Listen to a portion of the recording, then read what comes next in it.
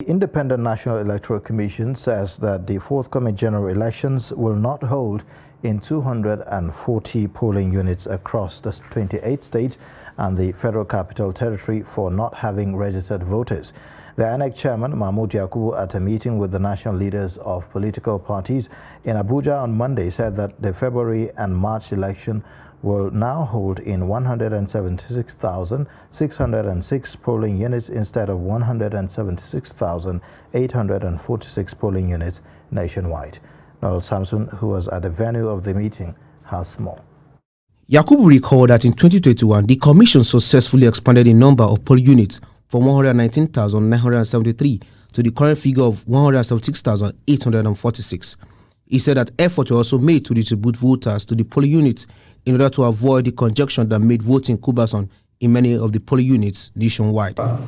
There are 240 polling units without registered voters spread across 28 states and the Federal Capital Territory.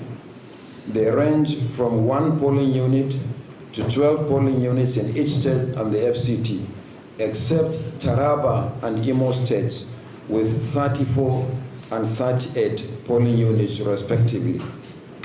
No new registrants choose the polling units and no voters indicated interest to transfer to them during the last continuous voter registration exercise, mainly for security reasons.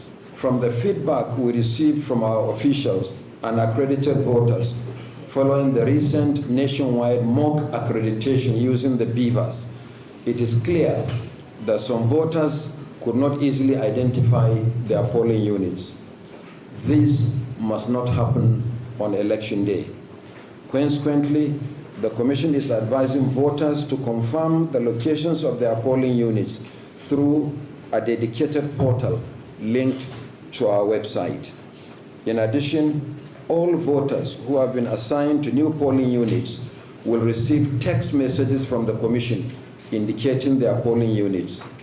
We have also compiled the register of such voters, and our state offices will give it wide publicity, especially for those who may not have provided their telephone numbers during voter registration or those whose numbers may have changed. The National Chairman, Inter-Party Advisory Council IPAC, Yabagi Sani, appealed to INEC to ensure that general election hold as scheduled.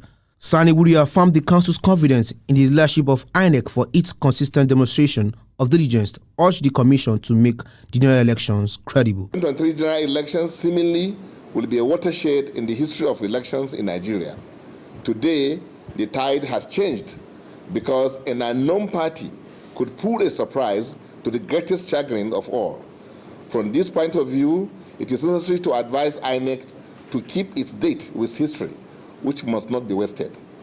Meanwhile, the United States Assistant Secretary of State for Bureau of African Affairs, Molly Fee, and the U.S. Ambassador to Nigeria, Mary Beth Leonard, have visited the Commission's headquarters, where the Assistant Secretary of State restated the importance of having a peaceful election. I do want to make clear that the United States does not back any candidate or party.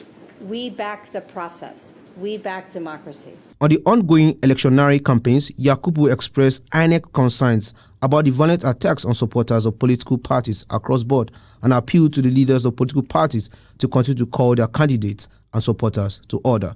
Noel Samson, Trust TV News, Abuja.